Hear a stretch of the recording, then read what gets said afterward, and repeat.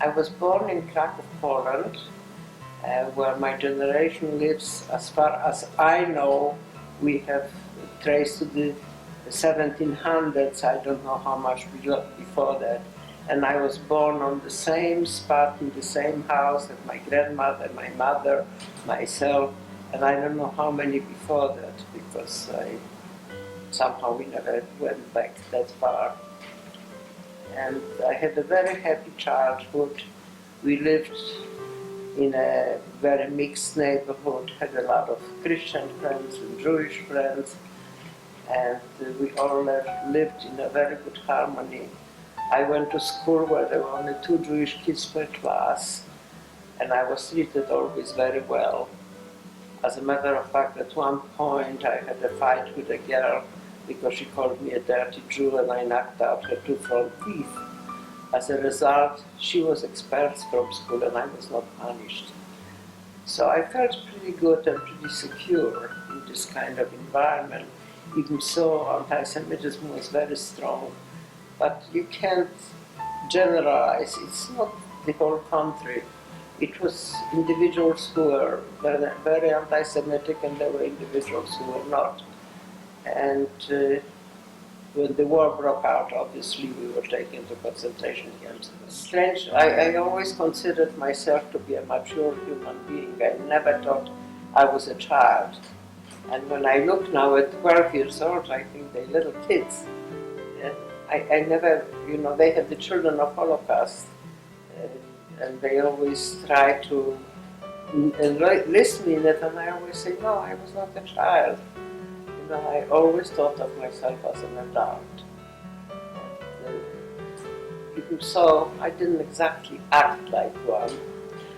I was quite a rambunctious little girl. I didn't let anybody get under my skin, and I always had some pranks in mind, but I had a very joyful life.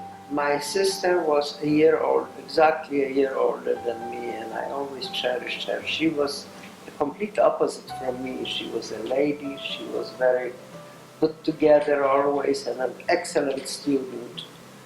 And I always looked up to her, and I always made her life very miserable because I always wanted to tag along. She was much more mature than me.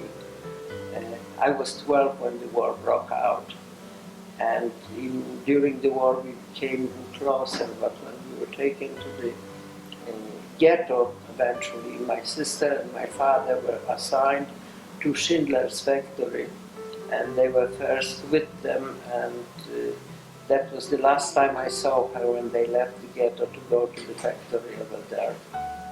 And she worked with my father, and they then returned to the camp, but they returned after we left. So as a result, I saw my father once, because once he came to visit, but that was for a very brief time. And then eventually both of them were shipped to Auschwitz.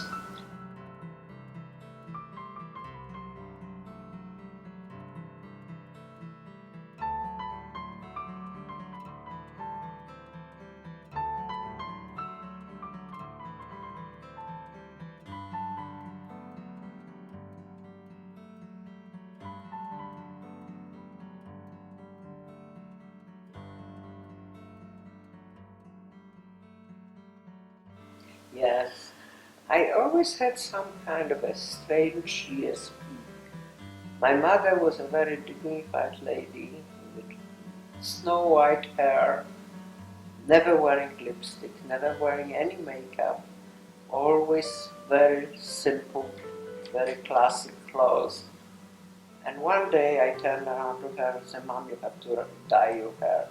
This was the strangest thing for her. She hated it. But not wanting to argue with me, she decided, all right, she'll do it. Mind you, dyeing her hair meant giving our daily bread portion. And she did it and was very unhappy about it, obviously. But she did it to pacify me. And next day after she dyed her hair, there was a selection of the old people, and whoever had great hair was considered old. Now that I think about it, my mother was in her 40s at the time. It's amazing when you think about it. And she gave in and dyed her hair, and maybe she was 51, something like that.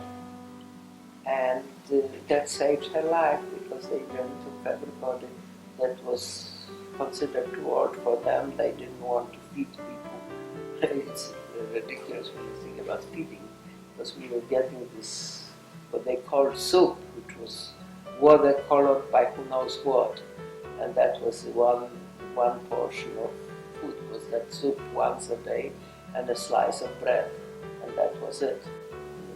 That was the price for it, but luckily that saved her life. And what did they do? Well, I mean, you said they came for the grave. What did they do? Oh, they took them. We called it, there was a hill where they would make people to dig their graves, line them up on the edge of the grave, and shoot them so they would fall right away into the grave, so it would save the work of burying